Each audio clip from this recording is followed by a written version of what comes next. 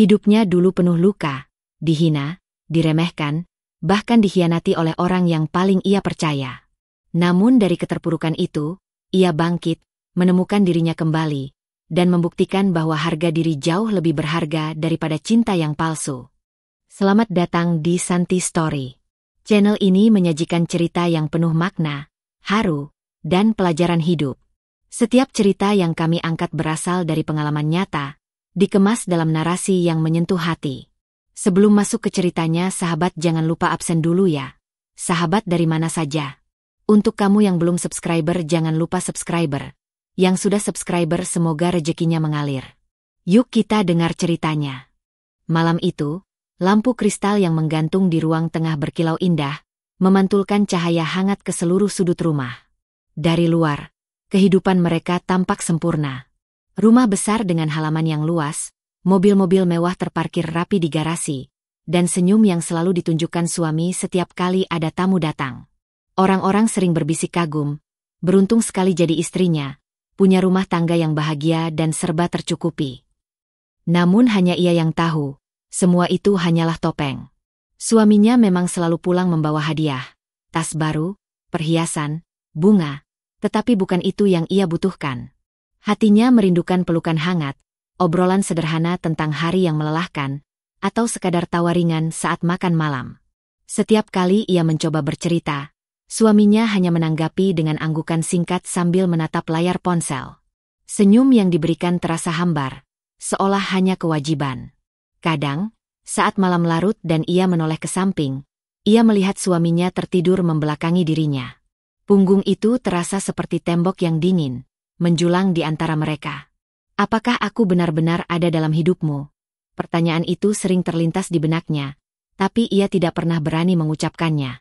Pagi hari, kehidupan kembali berjalan seakan tanpa masalah. Mereka duduk sarapan di meja makan panjang dengan hidangan lengkap buatan asisten rumah tangga. Sang suami berbicara ramah tentang bisnis, tentang rencana pertemuan, tentang klien penting. Tapi jarang sekali menyebut tentang dirinya, istrinya yang duduk di hadapan. Rasanya seperti ia hanya hiasan di kursi itu, wanita cantik yang dipelihara untuk melengkapi citra sempurna seorang pria sukses. Meski begitu, ia masih mencoba bertahan. Ia meyakinkan diri, mungkin dia hanya sibuk. Mungkin semua laki-laki seperti itu setelah bertahun-tahun menikah. Tapi ada sesuatu yang berbeda, sesuatu yang mengganjal. Ada jarak yang tidak bisa dijelaskan, jarak yang kian hari makin melebar.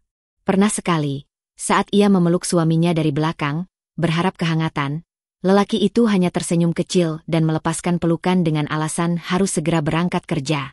Padahal waktu itu masih pagi sekali, bahkan matahari belum sepenuhnya naik. Ia berdiri terpaku di depan pintu, melihat mobil suaminya melaju meninggalkan rumah. Perasaan kosong tiba-tiba merayap, menghimpit dadanya. Ada tanda-tanda kecil yang perlahan membuka matanya. Suaminya lebih sering membawa ponsel ke kamar mandi, sesuatu yang dulu tak pernah ia lakukan. Panggilan telepon yang tiba-tiba berhenti saat ia masuk ruangan. Senyum tipis yang muncul di wajah suami saat membaca pesan di layar. Senyum yang sudah lama tidak pernah ia lihat tertuju padanya. Di tengah semua kemewahan itu, ia merasa terasing. Orang-orang mungkin iri melihat hidupnya, tapi mereka tak tahu betapa sering ia menangis dalam diam, memeluk bantal di kamar luas yang dingin. Malam itu, ia duduk di balkon rumah sambil menatap langit. Angin malam menerpa wajahnya, dingin menusuk kulit. Suara tawa suaminya terdengar samar dari dalam kamar. Tawa yang tidak pernah lagi ia dapatkan. Ia tahu, ada sesuatu yang disembunyikan. Ia tahu, ada luka yang sedang disamarkan dengan senyum pura-pura. Dan di balik topeng kebahagiaan itu, perlahan sebuah cerita pahit sedang menunggu untuk terungkap. Hari itu rumah mewah mereka dipenuhi suara gaduh persiapan. Mertua datang dengan rombongan keluarga besar, membawa suara keras dan tatapan penuh penilaian. Seperti biasa, ia menyambut dengan ramah, berusaha menutupi perasaan canggung yang selalu muncul setiap kali berada di hadapan perempuan itu, ibunya suami, yang sejak awal pernikahan tidak pernah benar-benar menerimanya. Di ruang makan, hidangan sudah tersaji rapi. Ia duduk di ujung meja, sementara mertua menempati kursi kehormatan. Percakapan awal berjalan biasa, tentang bisnis keluarga, tentang proyek besar yang katanya akan semakin mengangkat nama mereka. Sampai akhirnya, kalimat yang membuat hatinya tercekat keluar begitu saja dari mulut mertua. Kalau bukan karena keluarga ini, entah kamu sekarang jadi apa. Jangan pernah lupa, semua yang kamu nikmati adalah jerih payah keluarga besar kami, ucap mertua dengan nada dingin, sambil menyendok sup ke dalam mangkuknya. Sejenak suasana hening. Istri itu menunduk, berusaha menyembunyikan rasa perih yang mendadak menyayat. Hatinya ingin berteriak, ingin mengatakan bahwa rumah ini atas namanya, bahwa perusahaan yang dibanggakan suami dan mertuanya bisa berdiri karena modal yang ia warisi dari orang tuanya. Tapi lidahnya keluh, tertahan oleh rasa hormat dan takut menambah keributan. Suaminya hanya diam, sibuk dengan ponselnya, seakan tak mendengar atau sengaja tak peduli. Ia menatap wajah suaminya, berharap mendapat sedikit pembelaan, tapi yang ia dapat hanya kebisuan. Perempuan harus tahu diri, lanjut mertua sambil melirik tajam. Jangan hanya bisa menikmati, tapi tidak tahu cara berterima kasih. Kamu sudah sangat beruntung masuk ke keluarga kami. Setiap kata terasa seperti pisau yang menusuk hati. Air matanya hampir jatuh, tapi ia buru-buru menahan. Ia tersenyum tipis, meski senyum itu lebih mirip topeng retak yang menutupi luka. Sepanjang acara, ia hanya bisa duduk diam, mendengarkan setiap sindiran yang halus maupun kasar. Tentang cara ia berpakaian, tentang masakannya yang jarang ia buat sendiri, tentang bagaimana ia kurang sigap melayani suami. Seolah semua yang ia lakukan tak pernah cukup. Saat tamu-tamu lain tertawa bersama mertua, ia merasa asing di rumahnya sendiri. Perempuan itu memperlakukan dirinya bukan sebagai menantu, tapi seperti orang luar yang kebetulan singgah. Malamnya, ketika semua sudah pergi, ia masuk ke kamar dan menutup pintu rapat-rapat. Di sana ia tak bisa lagi menahan air mata. Ia duduk di lantai, bersandar pada ranjang besar, terisak tanpa suara. Semua kemewahan yang dimilikinya terasa hampa. Untuk apa rumah megah, mobil mewah, dan pakaian indah, kalau hatinya diperlakukan rendah? Di tengah tangisnya, ia memandang sebuah laci kecil di meja rias. Di dalamnya tersimpan dokumen penting, sertifikat rumah, saham perusahaan, dan bukti kepemilikan aset. Semua atas namanya. Tangannya sempat gemetar menyentuh laci itu, seakan ada bisikan halus yang mengingatkannya. Mereka takkan pernah menghargaimu, meski semua ini sebenarnya milikmu. Ia menutup laci itu kembali dengan cepat, menarik napas dalam-dalam. Belum saatnya. Untuk sekarang, ia memilih diam. Tapi hatinya mulai menyimpan luka yang perlahan berubah menjadi bara kecil. Bara yang suatu hari bisa meledak menjadi api besar. Malam itu, hujan turun deras, menimbulkan suara gemuruh di atap rumah. Suaminya baru saja pulang lebih larut dari biasanya. Jas hujan masih menempel di tubuhnya. Sepatu basah meneteskan air ke lantai marmer. Ia menyambut dengan segelas teh hangat, berharap ada sedikit percakapan hangat di antara mereka.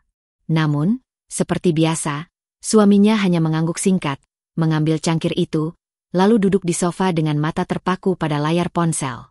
Jemarinya lincah mengetik, sesekali bibirnya melengkung membentuk senyum kecil, senyum yang sudah lama sekali tidak pernah ditujukan padanya. Ia berdiri beberapa langkah dari sofa, memperhatikan dari kejauhan. Hatinya seperti diremas. Begitu banyak malam yang ia lewati dalam kesepian, dan kini, senyum yang ia rindukan justru diberikan suaminya pada seseorang di balik layar itu. Dengan siapa? Pertanyaan itu hanya bergema dalam hatinya. Ia tidak berani bertanya, takut dianggap curiga berlebihan. Beberapa menit kemudian, suaminya meletakkan ponsel di meja dan masuk ke kamar mandi. Kesempatan itu membuat dadanya berdegup lebih kencang. Tangannya gemetar saat meraih ponsel itu. Ia tahu ini bukan hal yang seharusnya dilakukan, tapi dorongan hatinya terlalu kuat. Layar ponsel menyala, tidak terkunci. Ia membuka pesan terakhir. Dan saat itu juga, dunianya runtuh. Sayang, aku kangen. Besok jangan lupa ketemu.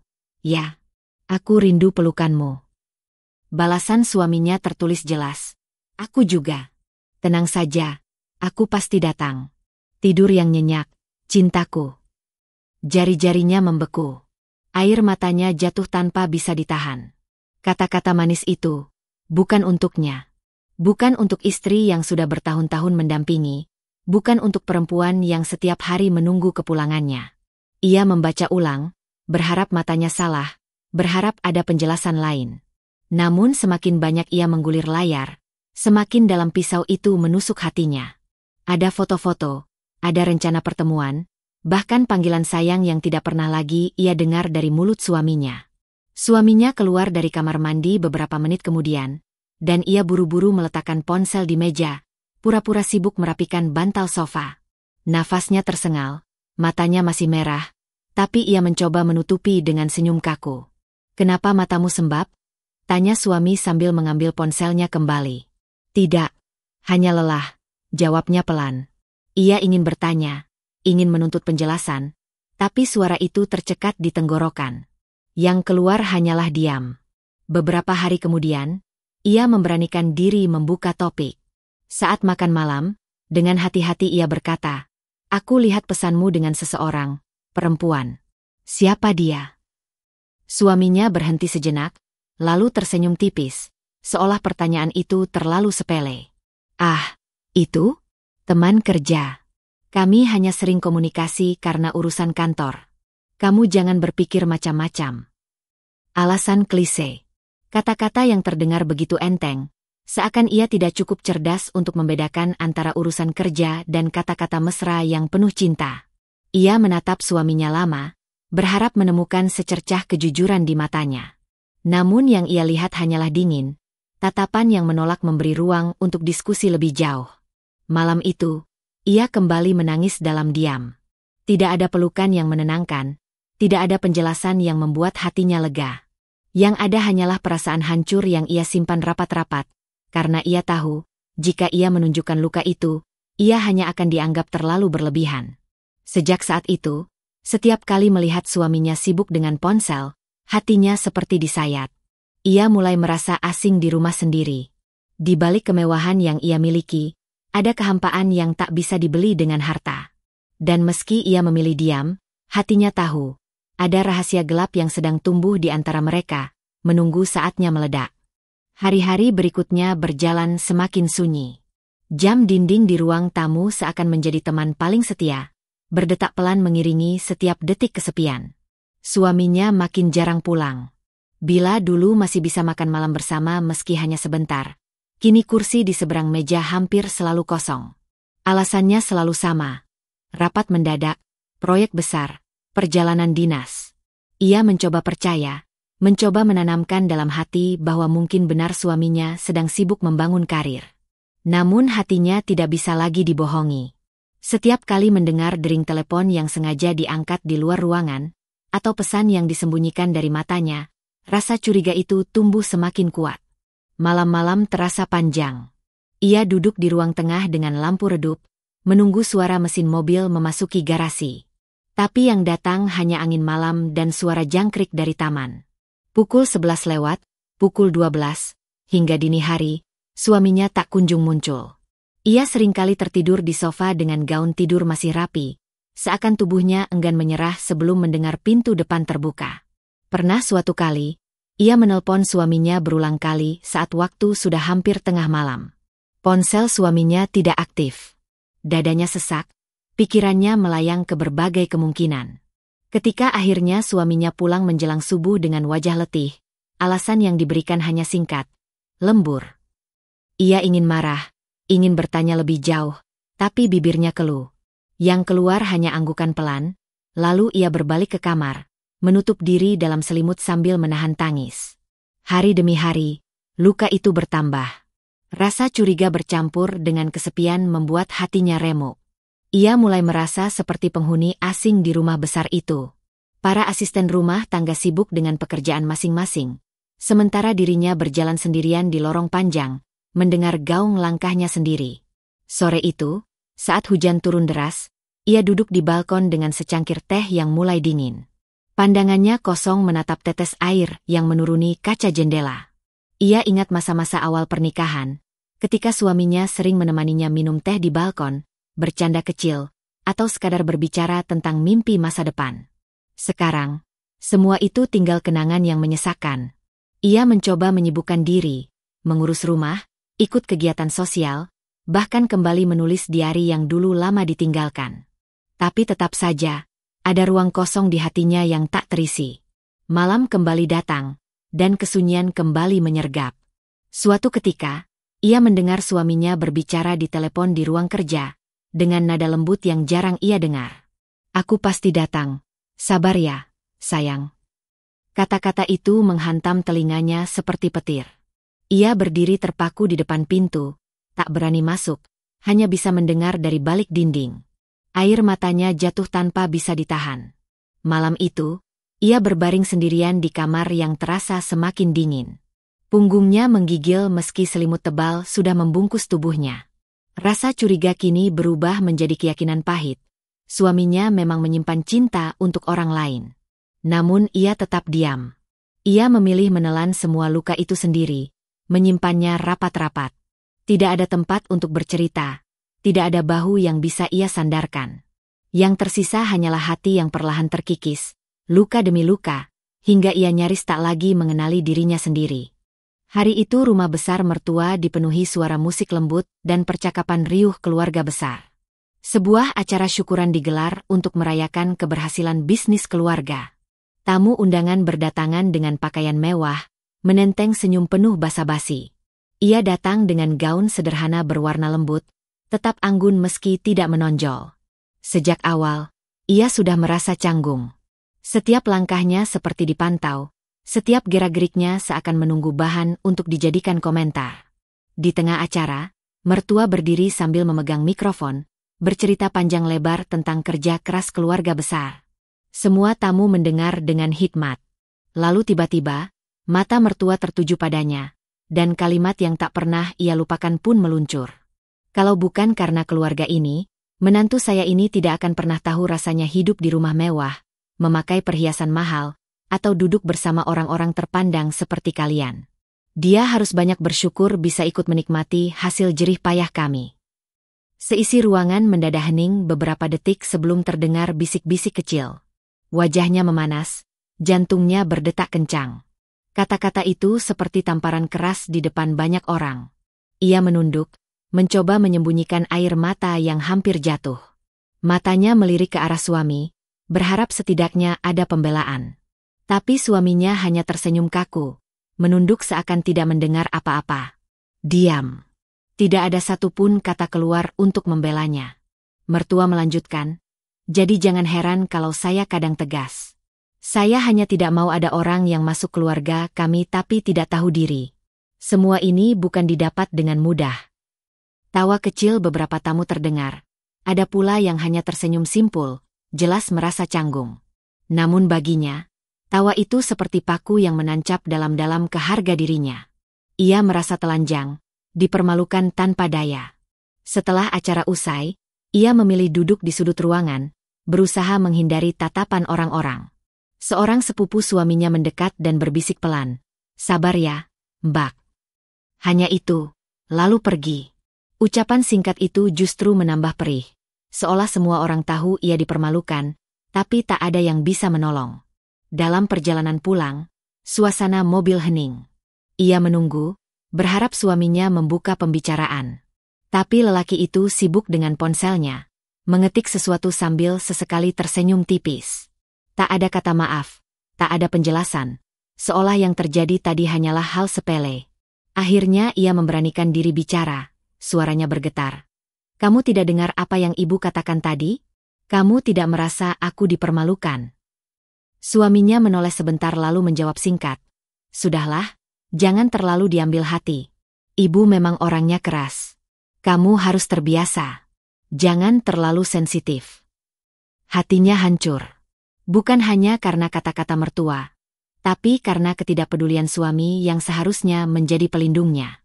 Ia menatap keluar jendela, membiarkan air mata jatuh tanpa suara, menyatu dengan bayangan lampu jalan yang berkelebat cepat. Malam itu, ketika ia sudah berada di kamar, ia duduk di depan meja rias, memandangi wajahnya di cermin. Bibirnya bergetar, dadanya sesak. "Aku ini siapa sebenarnya di mata mereka?" Pertanyaan itu terus berputar di kepalanya. Di luar, rumah mereka berdiri megah, lampu-lampu terang menyala indah. Tapi di dalam dirinya, harga diri luluh lantak. Ia merasa kosong, sendirian, dan tak lagi punya tempat. Dan entah bagaimana, luka itu meninggalkan bekas dalam yang tak mudah sembuh. Sore itu hujan baru saja reda. Udara kota masih lembab dan jalanan dipenuhi kendaraan yang melaju pelan. Ia baru saja pulang dari menghadiri kegiatan sosial bersama teman-temannya. Saat mobilnya melewati sebuah restoran bergaya modern di pusat kota, matanya tanpa sengaja menangkap sosok yang sangat dikenalnya. Suaminya. Bukan hanya sendiri, tapi duduk berhadap-hadapan dengan seorang perempuan muda yang wajahnya pernah ia lihat sekilas di layar ponsel. Mereka tampak begitu dekat, tertawa kecil. Tangan sang perempuan sesekali menyentuh lengan suaminya dengan kelembutan yang menusuk mata. Hatinya seketika bergetar hebat. Dunia seakan berhenti berputar. Nafasnya tercekat, tangannya dingin menggenggam tas. Ia menepi, memarkir mobil di seberang jalan, dan hanya bisa duduk terpaku menatap pemandangan yang menghancurkan itu. Dari balik kaca restoran yang jernih, ia melihat bagaimana suaminya menatap perempuan itu dengan tatapan penuh kasih. Tatapan yang dulu selalu ia rindukan, tapi sudah lama hilang darinya. Bibir suaminya melengkung dalam senyum yang hangat, berbeda jauh dari senyum hambar yang ia terima setiap hari di rumah. Air matanya jatuh tanpa bisa dibendung. Dadanya sesak, seolah seluruh udara malam tersedot keluar, meninggalkannya terengah. Ia ingin berlari masuk, ingin menjerit di hadapan semua orang, ingin bertanya mengapa lelaki yang ia cintai tega mengkhianatinya seperti itu. Tapi langkahnya tak bergerak. Kakinya terasa lumpuh. Yang ia lakukan hanyalah duduk diam di dalam mobil, membiarkan air mata membasahi wajahnya. Tak lama kemudian, ia melihat suaminya berdiri, menarik kursi untuk si perempuan, lalu berjalan beriringan keluar dari restoran. Mereka tampak seperti pasangan yang jatuh cinta, begitu serasi, begitu bahagia. Saat itu, ia buru-buru menunduk, menahan napas, berharap tidak terlihat. Mobilnya berguncang ringan karena ia menggenggam setir terlalu kencang. Perempuan itu menggandeng lengan suaminya dengan manja. Suaminya tidak menolak, malah tertawa kecil. Pemandangan itu membuat hatinya hancur berkeping-keping. Begitu pasangan itu masuk ke mobil lain dan pergi, ia masih terpaku cukup lama. Dadanya bergetar, matanya bengkak, dan tangannya gemetar memegang kunci mobil. Perjalanan pulang terasa paling panjang dalam hidupnya. Jalanan yang biasanya hanya butuh 20 menit ditempuh, malam itu terasa tak berujung. Ia memandang keluar jendela, lampu-lampu kota tampak kabur karena air mata yang terus mengalir. Saat tiba di rumah, ia langsung masuk ke kamar, melepas jaket, dan duduk di tepi ranjang. Sepi menyergap. Ia menangis terisak, memeluk dirinya sendiri. Malam itu, dinding kamar menjadi saksi betapa rapuh hatinya. Ia sadar. Semua kecurigaannya benar. Semua alasan lembur, rapat, dan proyek hanyalah kebohongan. Kebenaran akhirnya menampakkan wajahnya. Wajah yang jauh lebih kejam dari yang pernah ia bayangkan. Namun meski hatinya hancur, ia tidak memilih membuat keributan.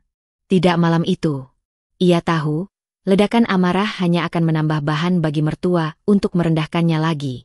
Ia memilih diam, meski air matanya tak berhenti jatuh. Dan dalam diam itu, lahir luka baru yang lebih dalam, luka yang mengendap diam-diam, menunggu saatnya membakar segalanya. Pagi itu, udara rumah terasa lebih dingin dari biasanya. Suaminya belum pulang semalaman. Telepon tak diangkat, pesan tak dibalas. Hatinya remuk, tapi ia berusaha tetap tenang. Ia menyiapkan sarapan seperti biasa, walau kursi di seberang meja sudah lama kosong. Baru saja ia menata meja, pintu depan terbuka.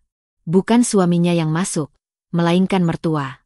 Dengan wajah masam, langkah cepat, dan suara keras yang menggema di ruang tamu. "Kamu di mana saja semalam? Kenapa tidak mencari suamimu?" Suara itu langsung menusuk telinga.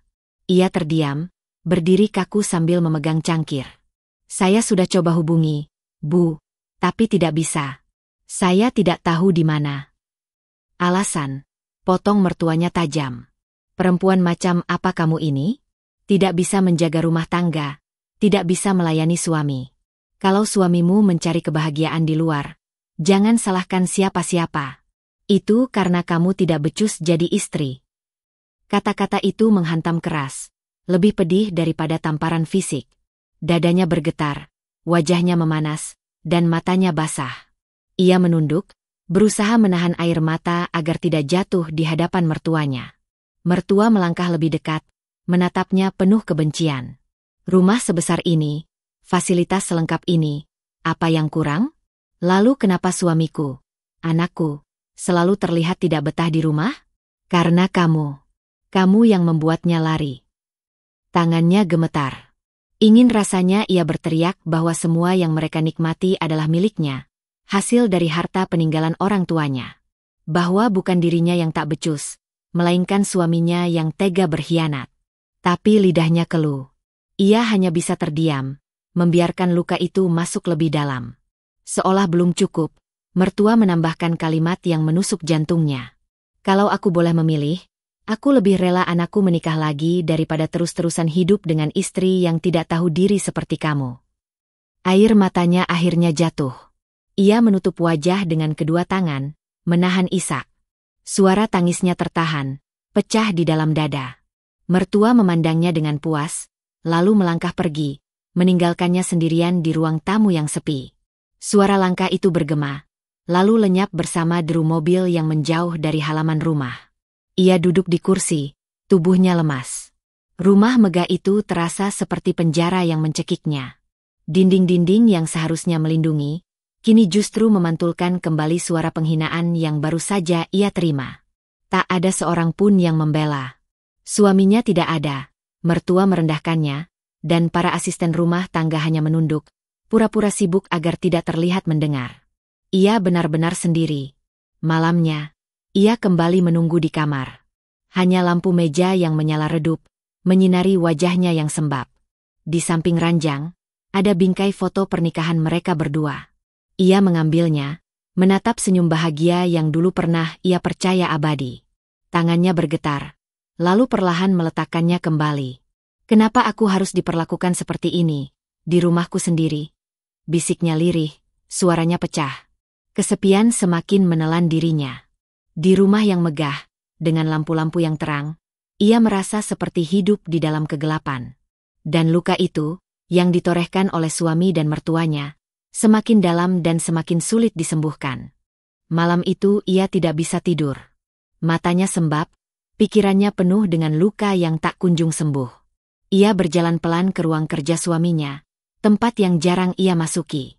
Di meja kayu mahal itu, berjejer tumpukan dokumen. Ia membuka satu map berwarna krem yang terbuka separuh, dan jantungnya langsung berdegup kencang. Ada berkas undangan pernikahan. Di situ tertulis nama suaminya, bersama nama perempuan lain. Tangannya bergetar hebat, napasnya tercekat. Ia membolak-balik halaman, menemukan catatan kecil dengan tulisan tangan mertuanya. Daftar tamu undangan, dekorasi, bahkan rancangan pesta di Hotel Bintang 5. Semua begitu rapi, seolah-olah ia tidak pernah ada dalam hidup mereka. Air matanya mengalir deras. Bukan hanya karena pengkhianatan suami, tetapi karena restu mertua yang selama ini terang-terangan memusuhinya. Semua yang ia perjuangkan, rumah tangga yang ia rawat dengan sabar, ternyata hanya dianggap angin lalu. Keesokan harinya, saat sarapan, ia memperhatikan suaminya. Laki-laki itu duduk di meja seakan tak ada beban, menghirup kopi dengan wajah tenang. Mertuanya pun hadir, ikut berbicara seakan tidak terjadi apa-apa. Tapi percakapan mereka, lirih namun jelas, menusuk telinganya. Dekorasi harus sesuai dengan selera perempuan itu, jangan sampai ada yang kurang. Dia harus merasa istimewa, ujar mertua dengan nada mantap. Suaminya hanya mengangguk sambil tersenyum tipis. Tenang saja, Bu. Aku sudah pesan gaun untuknya. Semua akan sempurna. Seketika sendok di tangan istri jatuh, menimbulkan suara nyaring di lantai. Semua mata menoleh padanya, tapi tidak ada rasa bersalah sedikit pun dari wajah mereka. Hanya tatapan sinis mertua, lalu senyum tipis suami yang membuat hatinya makin terkoyak. Ia menahan tangis dengan senyum kaku. Pernikahan? Tanyanya pelan. Suaranya hampir tak terdengar. Mertua menjawab dingin. Ya, sudah saatnya anakku mendapatkan kebahagiaan yang sesungguhnya. Kalau kamu merasa tidak mampu, jangan halangi kebahagiaan orang lain. Jantungnya seakan berhenti berdetak. Ia menatap suaminya, berharap ada sedikit pembelaan. Namun laki-laki itu hanya diam, menunduk, lalu melanjutkan sarapannya.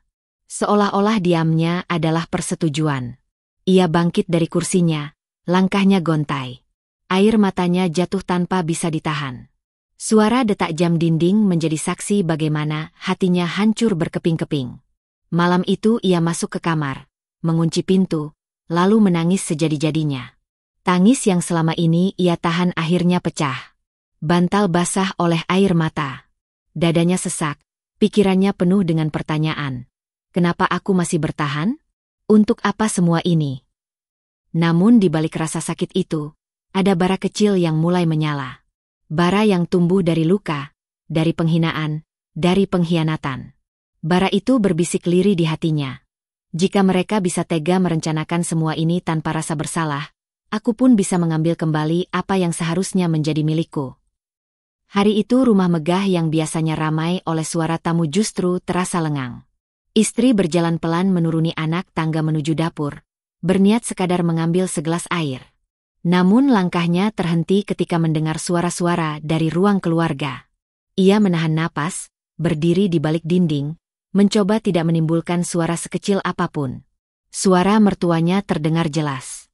Akhirnya, sebentar lagi kita terbebas dari perempuan itu. Anakmu akan punya istri baru, cantik, berpendidikan, dan keluarga terpandang. Kita akan benar-benar terangkat derajatnya. Tawa kecil mengiringi ucapan itu, lalu terdengar suara suaminya.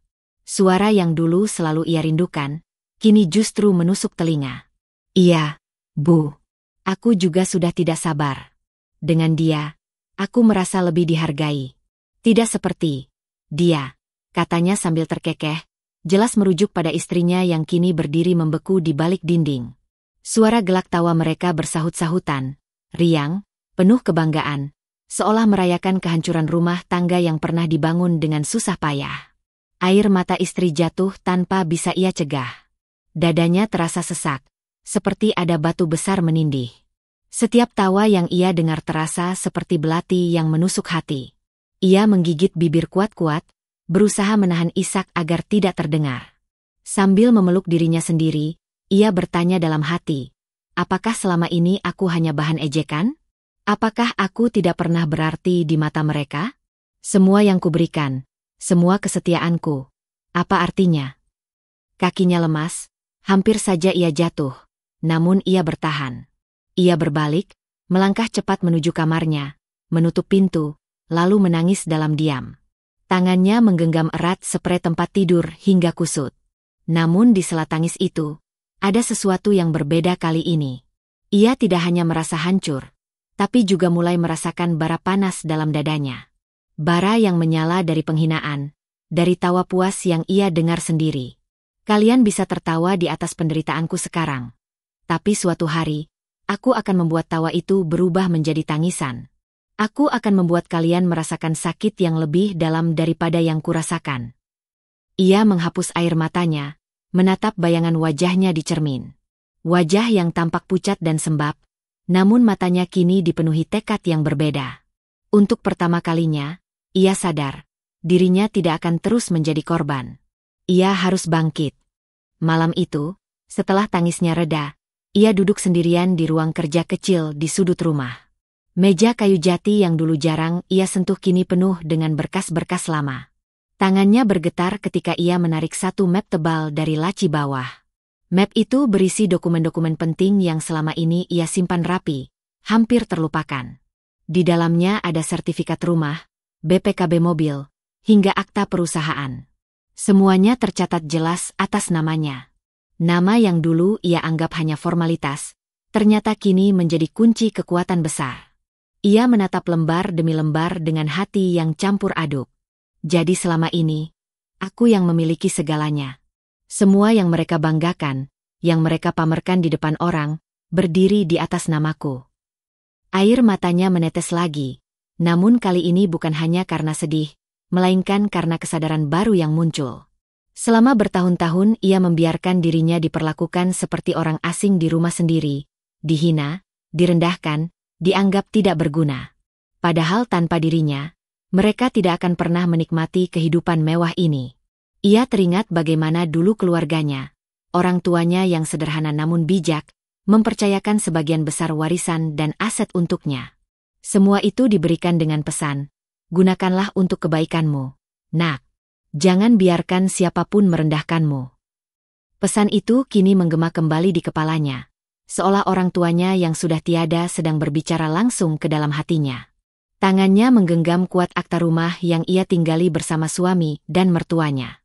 Mereka menertawakanku, tapi mereka lupa. Tanah yang mereka pijak, tembok yang mereka tempati, mobil yang mereka kendarai, semua itu milikku. Bukan milik mereka. Ada rasa getir sekaligus lega yang menjalar di dadanya. Ia merasa seperti baru saja bangun dari tidur panjang. Kesadarannya kini membuka jalan yang selama ini tertutup oleh sabar dan air mata. Dengan perlahan, ia mengembalikan semua dokumen ke dalam map, lalu mengunci laci itu rapat-rapat. Namun kali ini, ia tidak lagi menyimpannya sebagai benda mati. Di balik kunci itu, tersimpan kekuatan yang suatu hari akan ia gunakan. Malam itu ia menatap keluar jendela, ke arah halaman rumah yang luas dengan lampu taman berkilau indah. Pemandangan itu yang dulu membuatnya bangga kini terasa asing. Mereka pikir aku tidak punya apa-apa. Baiklah, biarkan mereka terlena dengan kebahagiaan palsu. Aku akan membuat mereka terkejut dengan kenyataan yang sebenarnya. Senyum tipis muncul di bibirnya, senyum yang berbeda dari biasanya. Senyum yang lahir bukan dari kebahagiaan, melainkan dari tekad. Untuk pertama kalinya, ia merasa tidak lagi sendirian. Ia punya sesuatu yang bisa membalik keadaan. Di hatinya ia berbisik, waktuku akan tiba. Malam itu terasa begitu panjang. Ia duduk di sudut ranjang, memeluk lutut sambil menatap kosong ke arah pintu kamar yang setengah terbuka. Lampu temaram membuat bayangan tubuhnya memanjang di dinding, seolah memperlihatkan betapa rapuh dirinya saat itu. Air matanya terus mengalir tanpa bisa ia tahan.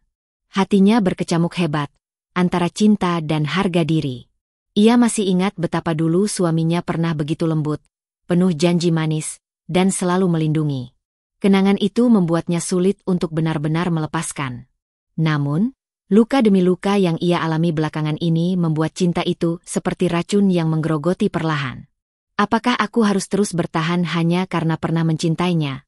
Bisiknya lirih pada diri sendiri. Suara tangisnya pecah lagi, memenuhi ruangan sunyi itu. Di satu sisi, ada bagian dari hatinya yang masih berharap suaminya berubah, meminta maaf, dan kembali seperti dulu. Namun sisi lain hatinya berteriak lebih keras, berhenti menyakiti dirimu sendiri. Jangan biarkan mereka menginjak harga dirimu. Kepalanya dipenuhi bayangan, wajah suaminya yang mesra dengan perempuan lain, tawa puas mertua saat menghina dirinya, serta bisikan orang-orang yang menyaksikan ia direndahkan di depan umum. Semua itu berputar seperti film buruk yang tak berhenti. Semakin ia menangis, semakin jelas suara hatinya terdengar. Malam itu, untuk pertama kalinya ia berani menanyakan hal yang paling menyakitkan. Apakah aku masih punya harga diri jika terus bertahan seperti ini? Pertanyaan itu menusuk hingga membuat dadanya sesak. Ia merasa seolah tertampar oleh kebenaran yang selama ini ia hindari. Ternyata, jawabannya begitu jelas. Jika ia terus bertahan, maka yang hilang bukan hanya kebahagiaan, melainkan jati dirinya sendiri. Menjelang fajar, matanya sembab dan kepalanya terasa berat. Namun di balik lelah itu, ada secercah keteguhan baru. Ia mengusap wajahnya, menatap bayangan di cermin dengan tatapan yang berbeda. Meski wajahnya penuh luka dan air mata, ada sinar kecil yang mulai hidup di sana. Ia menarik napas panjang dan berbisik, "Cukup. Aku tidak boleh terus menjadi korban. Aku harus bangkit. Demi diriku sendiri." Tangannya mengepal, seolah menggenggam kekuatan yang selama ini tersembunyi. Ia tahu jalan yang akan ia tempuh tidak mudah, mungkin penuh dengan perlawanan, tangisan, bahkan kesepian. Tapi ia juga tahu, malam ini telah menjadi titik balik. Ia tidak lagi hanya seorang istri yang menunggu belas kasih. Ia adalah seorang perempuan yang mulai menemukan kembali dirinya, perlahan namun pasti. Pagi pun tiba, dan bersama cahaya mentari yang menembus tirai, lahirlah keputusan baru dalam hatinya.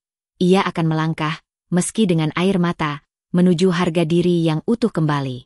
Pagi itu ia duduk di meja makan seorang diri. Segelas teh hangat di depannya sudah dingin sejak lama. Suami masih belum pulang, sementara mertua sibuk dengan kegiatan mereka. Di rumah megah yang seharusnya penuh kehangatan itu, ia merasa seperti tamu tak diundang. Namun kali ini, air matanya tidak lagi jatuh sia-sia. Matanya menatap kosong, tetapi pikirannya sibuk menyusun rencana. Ia tahu waktunya sudah tiba untuk berhenti hanya menjadi korban. Hari berikutnya, dengan alasan menghadiri arisan, ia diam-diam keluar rumah. Bukan ke rumah teman, melainkan ke sebuah kantor hukum yang sudah lama ia kenal lewat rekan bisnis ayahnya. Ruangan itu terasa dingin, tapi di sanalah ia kembali mengingat siapa dirinya sebenarnya.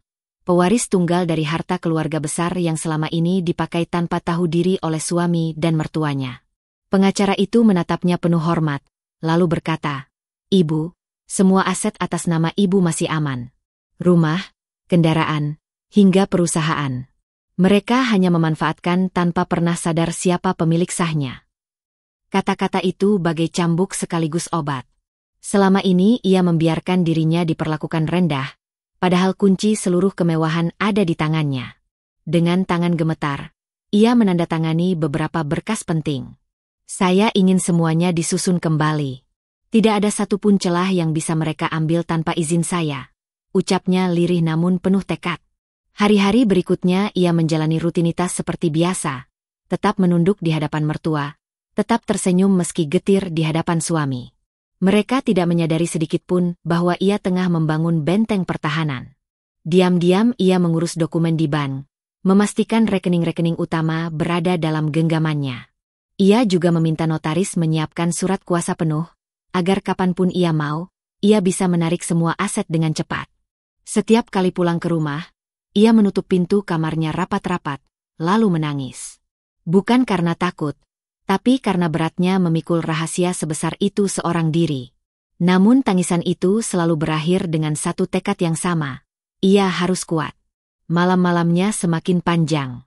Sambil menatap buku catatan berisi daftar aset, ia berbisik pada dirinya sendiri. "Mereka pikir aku lemah. Mereka pikir aku hanya bergantung. Tapi saat waktunya tiba, mereka akan tahu siapa yang sebenarnya berdiri di balik semua ini." Di ruang keluarga, mertua sering masih menghina. Suami semakin terang-terangan menunjukkan ketidakpeduliannya. Namun di balik senyum pasrah yang mereka lihat, ia sedang menyiapkan badai besar. Langkah-langkahnya mungkin sunyi, tapi setiap detil yang ia atur adalah persiapan untuk mengubah seluruh jalan cerita hidupnya. Hari itu gedung pernikahan mewah berhias lampu-lampu kristal dan bunga segar. Musik romantis mengalun lembut, tamu undangan berdatangan dengan senyum penuh doa restu. Mereka mengira akan menghadiri pesta pertunangan yang indah antara seorang pria mapan dengan wanita pilihannya. Tak ada yang tahu bahwa di balik gemerlap itu, ada hati seorang istri yang hancur sekaligus membara. Ia melangkah masuk dengan gaun sederhana berwarna gelap, kontras dengan dekorasi ruangan yang penuh warna pastel. Senyumnya tipis, dingin, namun penuh wibawa. Semua mata sempat menoleh, sebagian berbisik-bisik, sebagian lain hanya mengernyit tidak paham siapa wanita yang baru masuk itu. Di pelaminan, suami berdiri berdampingan dengan selingkuhannya. Keduanya tampak begitu percaya diri. Mertua sibuk menyambut tamu dengan wajah sumringah. Mereka tidak menyangka bahwa tamu, tak diundang, itu akan menjadi badai yang mengguncang segalanya. Suasana berubah hening saat ia maju perlahan ke depan. Suara langkah sepatunya terdengar jelas di atas lantai marmer. Dengan tenang, ia mengambil mikrofon dari pembawa acara. "Maaf, saya ingin menyampaikan sesuatu." Ruangan langsung sunyi. Suami terkejut. Wajahnya pucat seketika. Mertua maju hendak menghentikan, tapi tatapan tajam istrinya membuat langkah mereka terhenti. Ia menghela napas, lalu dengan suara tegas namun bergetar karena emosi, ia berkata, "Selama ini kalian mengira aku hanya seorang istri yang tidak berguna, yang bisa diperlakukan semaumu. Kalian menghina, merendahkan, bahkan mengkhianati aku di depan mata banyak orang. Tapi kalian lupa, semua yang kalian nikmati, rumah, mobil, bahkan perusahaan, bukan milik kalian. Semuanya ada atas namaku." Riuh rendah tamu mulai terdengar. Bisik-bisik memenuhi ruangan, sebagian menatap suami dan selingkuhan dengan pandangan penuh tanya. Dengan tenang, ia membuka map tebal yang sudah ia bawa. Lembar demi lembar dokumen asli ia tunjukkan, lalu dibacakan dengan suara lantang. Ini sertifikat rumah megah yang kalian tinggali. Atas nama siapa? Ini BPKB mobil mewah yang kalian banggakan. Atas nama siapa? Dan ini, akta perusahaan yang selama ini kalian klaim kerja keras kalian. Lihat baik-baik siapa pemilik sahnya. Tangannya bergetar, tapi sorot matanya begitu kokoh. Selingkuhan hanya bisa menunduk. Wajahnya pucat pasi. Suami maju dengan panik, mencoba meraih tangan istrinya. Cukup. Jangan bikin malu di depan orang banyak. Namun istri menepis dengan dingin. Malu? Bukankah kau sendiri yang mengundang malu dengan mengkhianati janji pernikahanmu? Aku hanya mengembalikan semuanya ke tempat yang seharusnya. Ia lalu menoleh ke arah tamu undangan. Mulai malam ini, aku menarik semua fasilitas yang mereka gunakan. Tidak ada lagi rumah megah, tidak ada lagi mobil mewah, tidak ada lagi nama mereka di perusahaan. Semua kembali kepadaku, pemilik sahnya. Beberapa tamu menutup mulut menahan kaget, sebagian lain menatap penuh simpati pada sang istri. Suami terlihat seperti kehilangan pijakan. Mertua terkulai di kursi, wajahnya merah pada menahan malu. Sementara selingkuhan menahan air mata, sadar bahwa semua impiannya runtuh seketika. Sang istri menatap mereka satu persatu dengan senyum tipis yang menusuk. Selamat menikmati kehidupan baru kalian, tanpa harta yang pernah kalian banggakan. Ia meletakkan mikrofon, berbalik, dan melangkah pergi dengan kepala tegak. Ruangan yang tadinya riuh kembali hening. Hanya tersisa wajah-wajah tercengang dan bisikan tak percaya. Malam itu, pesta pertunangan berubah menjadi panggung kehancuran. Dan untuk pertama kalinya, ia merasa bebas. Suasana gedung mewah yang tadinya penuh tawa dan musik mendadak berubah jadi mimpi buruk. Setelah sang istri pergi meninggalkan ruangan dengan kepala tegak, hanya keheningan canggung yang tersisa. Para tamu yang semula datang dengan pakaian terbaik dan senyum ramah, kini sibuk berbisik-bisik, bergunjing dengan tatapan penuh rasa ingin tahu dan heran. Jadi, selama ini semua hartanya bukan milik dia. Bisik seorang tamu sambil melirik ke arah suami yang berdiri kaku di pelaminan. Pantas saja istrinya begitu percaya diri. Dia yang punya segalanya. Sambung yang lain, suara lirih tapi cukup terdengar menusuk. Bisikan-bisikan itu menyebar cepat, menjadi seperti badai kecil yang menghantam harga diri suami dan mertua. Sang suami berdiri terpaku, wajahnya pucat pasi. Tangan yang tadi sempat gemetar kini mengepal keras, matanya merah, tapi ia tak bisa berkata apa-apa. Semua kata-kata tercekat di tenggorokannya. Sementara itu, sang mertua duduk lemas di kursinya. Dadanya naik turun menahan amarah bercampur rasa malu. Selama ini mereka merasa berkuasa, merasa mampu mengendalikan semuanya. Tetapi kenyataan barusan menghancurkan topeng kesombongan mereka di depan halayak. Selingkuhan, yang masih berdiri di samping suami, tampak panik. Bibirnya gemetar, keringat dingin mengalir di pelipis.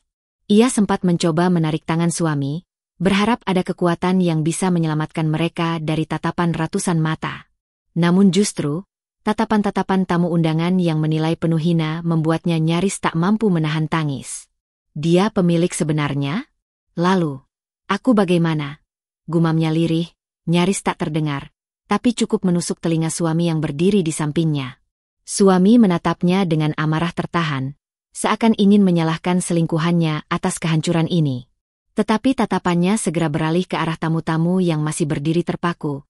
Sebagian bahkan diam-diam merekam kejadian itu dengan ponsel mereka. Dadanya semakin sesak. Rasa malu itu bukan lagi sebatas rasa, melainkan hukuman nyata. Tak ada yang berani mendekat. Para tamu perlahan meninggalkan ruangan dengan berbagai ekspresi.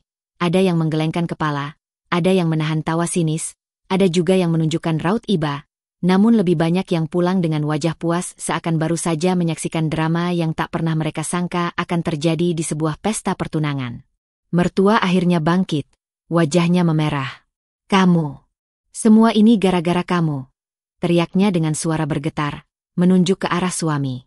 Namun dalam sekejap, ia menyadari bahwa teriakannya justru menambah rasa malu. Suaranya bergema di ruangan yang sudah sepi, hanya disaksikan oleh beberapa pelayan dan panitia acara yang masih ada. Suami hanya diam, wajahnya menunduk. Untuk pertama kalinya, ia merasakan pahitnya berada di posisi yang tak punya kendali apapun. Sementara itu, selingkuhan yang sudah tidak tahan lagi akhirnya menutupi wajahnya dengan kedua tangan. Air matanya jatuh deras. Seluruh harapan, seluruh mimpinya tentang kehidupan mewah bersama pria itu runtuh dalam sekejap. Di luar gedung, sang istri berdiri di bawah rintik hujan yang mulai turun, menatap langit malam dengan napas panjang. Ada air mata yang mengalir di pipinya, bukan karena lemah, tetapi karena ia akhirnya berani berdiri tegak di hadapan orang-orang yang pernah merendahkannya. Hujan itu seakan membersihkan luka lama yang selama ini ia simpan dalam diam. Di dalam gedung, suami dan mertua masih terjebak dalam rasa malu yang tak terbayar. Setiap tetes hujan di luar seakan menjadi cermin bagi air mata mereka yang jatuh diam-diam, terselubung di balik wajah penuh gengsi yang kini telah hancur berkeping-keping.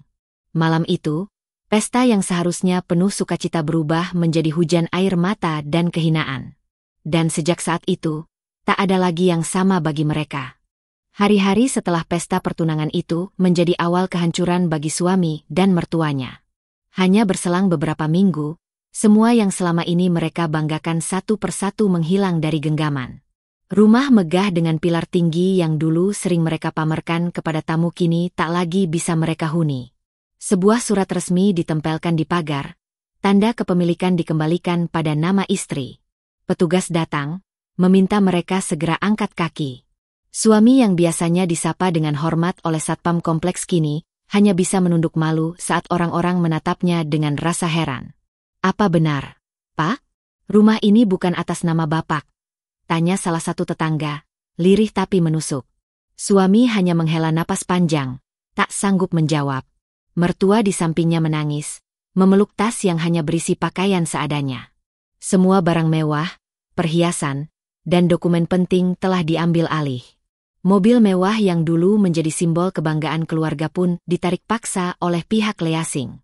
Suami mencoba menahan dengan alasan masih butuh, tetapi surat-surat resmi yang ditunjukkan petugas membuatnya tak bisa berkutik. Hanya suara pintu mobil yang menutup dengan keras meninggalkan bayangan pahit. Dari semula ia bisa melaju gagah di jalan raya. Kini ia hanya bisa berdiri di pinggir jalan bersama ibunya, membawa koper yang semakin terasa berat. Rekening bank mereka dibekukan. Kartu kredit yang dulu bebas dipakai untuk makan di restoran mewah kini tak bisa digunakan lagi. Bahkan saat mertua mencoba membeli sekotak roti di toko, kartu debitnya ditolak. Kasir menatap dengan ekspresi canggung. Sementara beberapa orang yang mengenali mereka di belakang antrian mulai berbisik-bisik. Rasa malu itu menusuk lebih dalam daripada lapar yang mereka rasakan. Tak punya pilihan lain, mereka akhirnya menumpang di rumah seorang kerabat jauh. Rumah sederhana dengan 2 kamar kecil terasa begitu sempit bagi mereka yang terbiasa dengan kemewahan. Mertua sering mengeluh. "Ya Allah, bagaimana mungkin kita yang dulu punya segalanya kini harus tidur di lantai begini?" Ratapnya, menahan tangis. Suami hanya diam, menatap langit-langit dengan pikiran penuh penyesalan. Ia teringat betapa dulu ia sering merendahkan istrinya, sering merasa lebih berkuasa. Tapi kini, tanpa istrinya, ia bukan siapa-siapa. Hari demi hari mereka lalui dengan rasa pahit. Makan hanya seadanya. Pakaian pun semakin lusuh karena tak mampu membeli yang baru. Selingkuhan yang dulu selalu mendampinginya kini menghilang tanpa jejak, meninggalkan janji-janji manis yang ternyata hanyalah kebohongan. Tetangga, teman, bahkan rekan kerja yang dulu mengagumi mereka kini menjauh. Tak ada lagi undangan pesta, tak ada lagi sapaan hangat. Mereka benar-benar jatuh dalam jurang kehinaan. Suatu malam, suami duduk di teras rumah kerabat yang mereka tumpangi.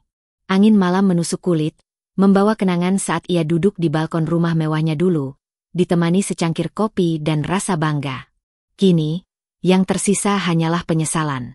Ia menatap ibunya yang tertidur di lantai beralaskan tikar tipis. Raut wajah lelah itu membuat dadanya sesak.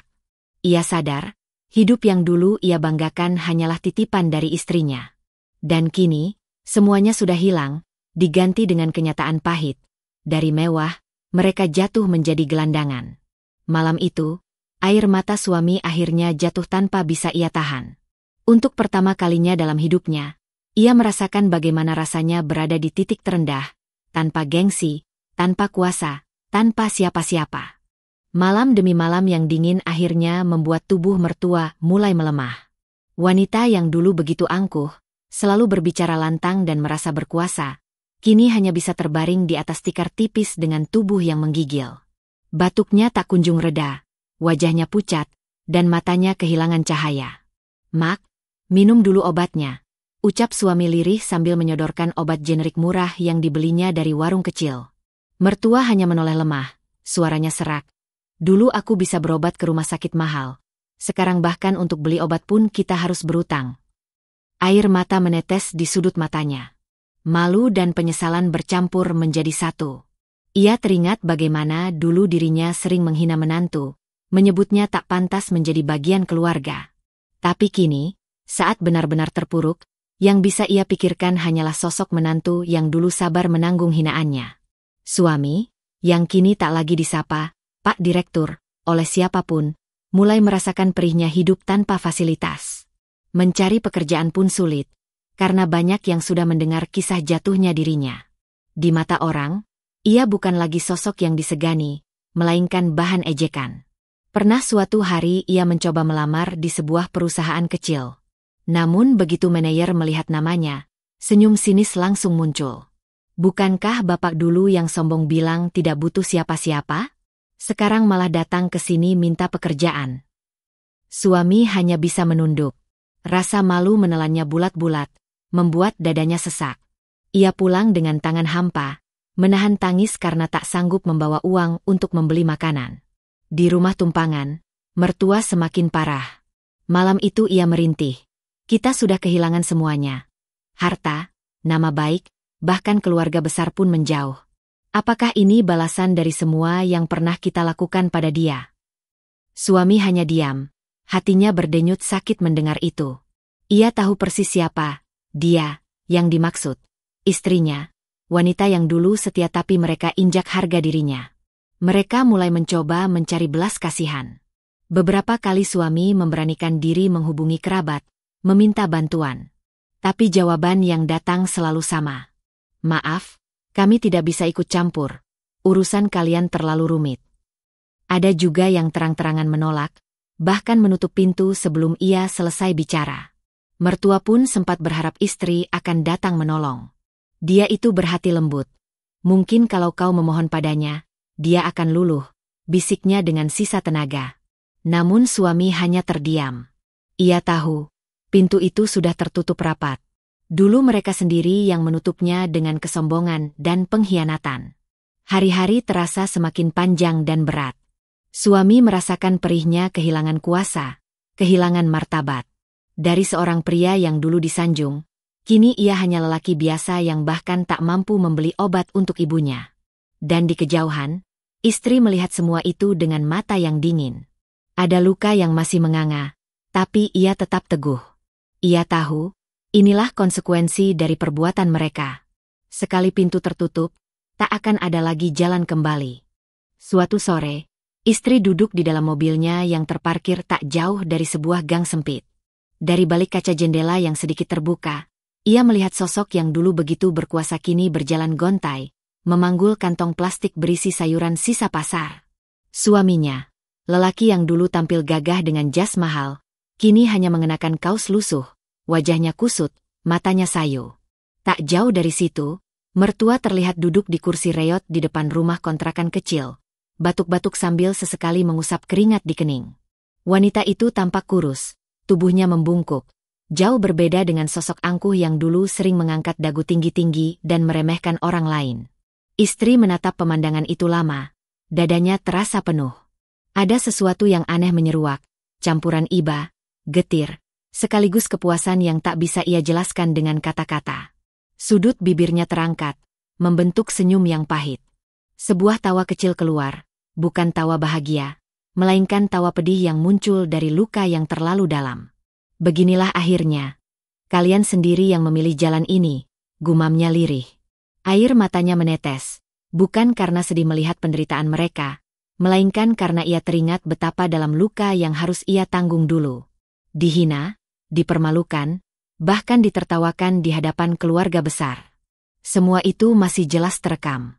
Ada bagian kecil dalam hatinya yang masih merasakan iba.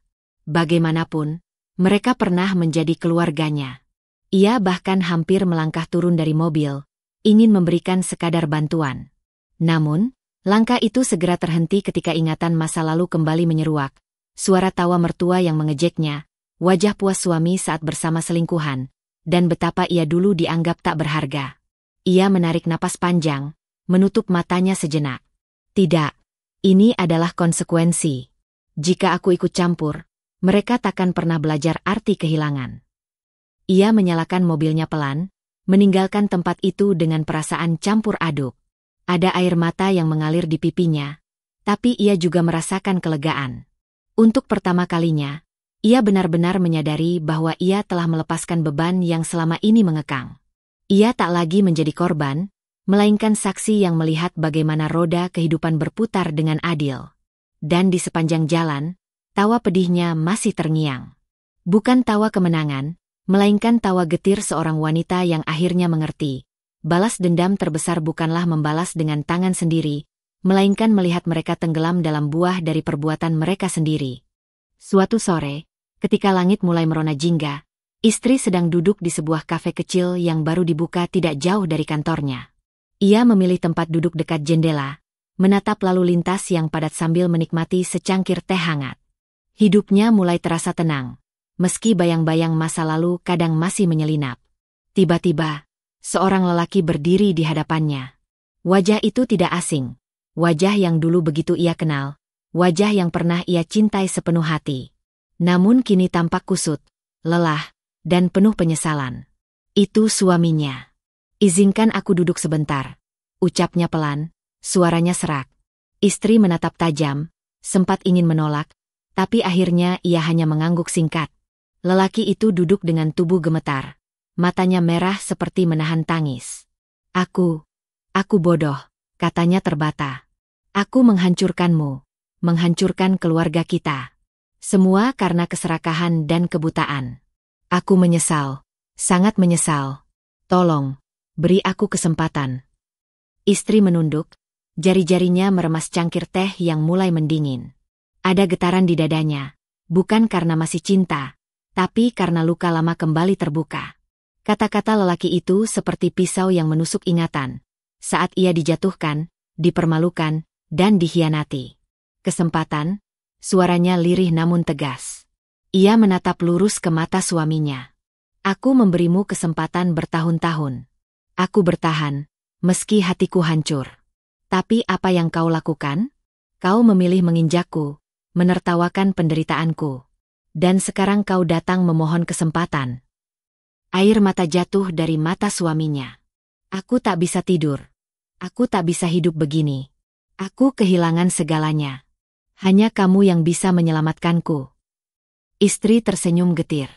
Ada bagian kecil dalam dirinya yang ingin luluh, karena ia masih manusia, masih punya hati.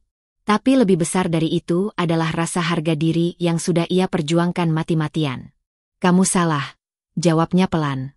"Yang bisa menyelamatkanmu hanyalah dirimu sendiri, bukan aku. Aku sudah selesai. Selesai dengan rasa sakit, selesai dengan penyesalan. Kamu harus menanggung akibat perbuatanmu sendiri." Suami terisak di hadapannya, menunduk tanpa daya. Beberapa pengunjung kafe mulai melirik, tapi istri tetap duduk tenang, wajahnya datar. Dalam hatinya, badai berkecamuk, antara rasa iba dan luka yang masih perih. Ia berdiri, merapikan tasnya, lalu menatap suaminya sekali lagi. "Aku berharap suatu hari kamu benar-benar mengerti arti kehilangan. Tapi hari itu bukan untukku. Selamat tinggal." Dengan langkah mantap, ia meninggalkan kafe itu.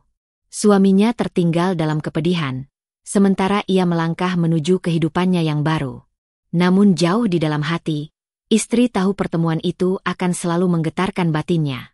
Sebab bagaimanapun, rasa cinta yang pernah ada takkan pernah benar-benar hilang, meski kini telah berubah menjadi luka dan ketegaran. Hari itu, langit mendung seolah ikut menyelimuti suasana hati istri.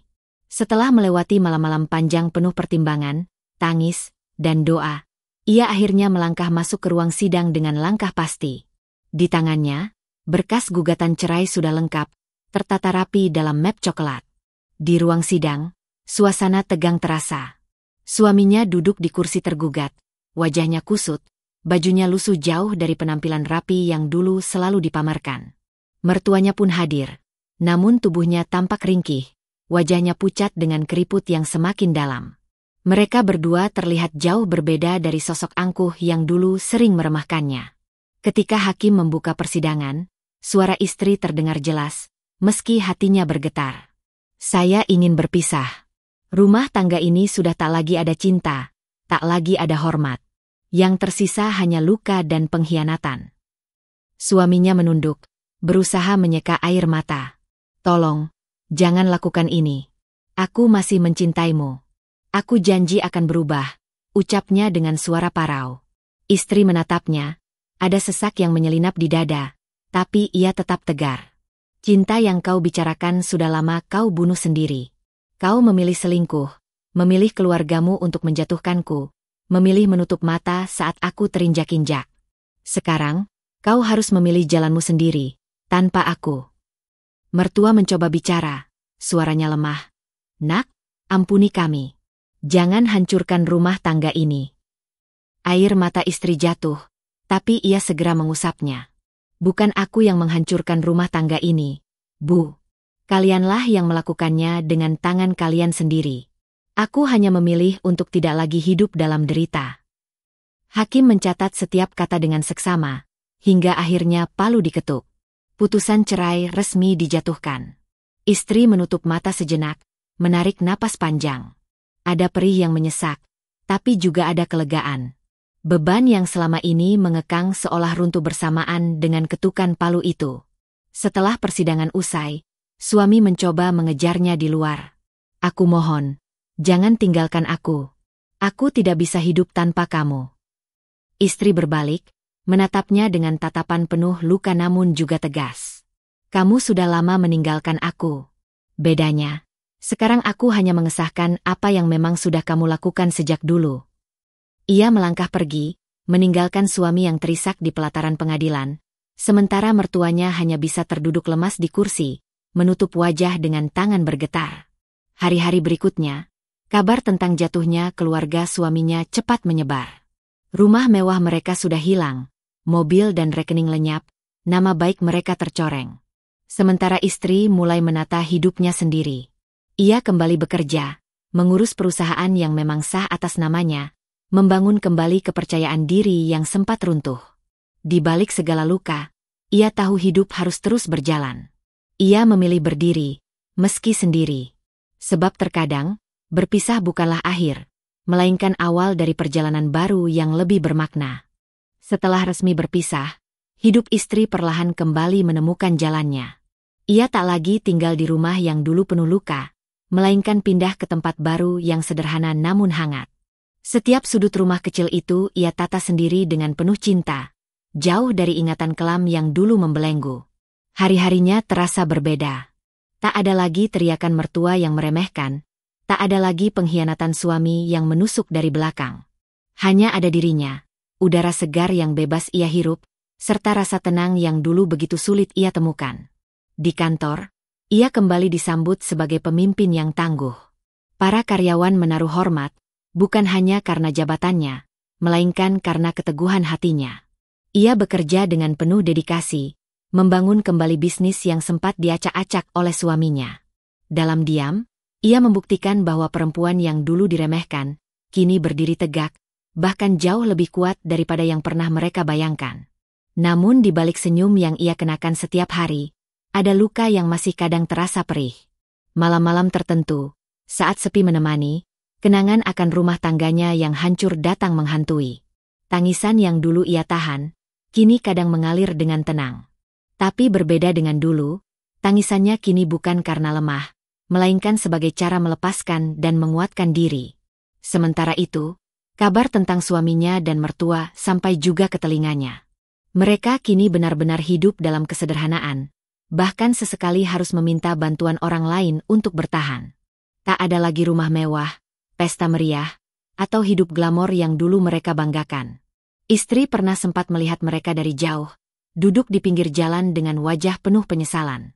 Ada rasa iba yang timbul di hatinya, tapi ia memilih untuk tidak lagi mendekat. Bukan karena benci, melainkan karena ia sudah belajar.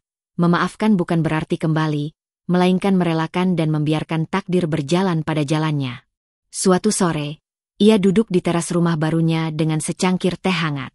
Angin berhembus pelan, membawa ketenangan yang lama ia rindukan. Ia tersenyum pada dirinya sendiri, menyadari betapa jauh ia telah melangkah. Dulu ia merasa dirinya begitu lemah, terinjak-injak tanpa daya. Namun kenyataan membuktikan, justru karena luka itulah ia menemukan kekuatannya yang sesungguhnya. Ia berbisik lirih, seolah berbicara pada dirinya sendiri. Harga diri seorang perempuan tak bisa dibeli dengan rumah mewah, harta, atau bahkan cinta yang palsu. Aku mungkin kehilangan banyak hal, tapi aku menemukan diriku kembali. Hari-hari barunya ia isi dengan belajar, berbuat baik, dan berbagi. Ia mendirikan yayasan kecil untuk membantu perempuan lain yang mengalami nasib serupa, agar mereka juga tahu bahwa mereka tidak sendirian dan punya pilihan untuk bangkit. Kisah hidupnya menjadi bukti nyata bahwa jangan pernah meremehkan seseorang hanya karena ia terlihat lemah. Sebab kadang, justru dari yang terlihat rapuh itulah muncul kekuatan yang paling menggetarkan. Dan di titik itu, ia benar-benar merasakan ketenangan. Hidupnya mungkin tidak lagi sama, tapi hatinya kini bebas, dan itulah kekayaan yang tak ternilai.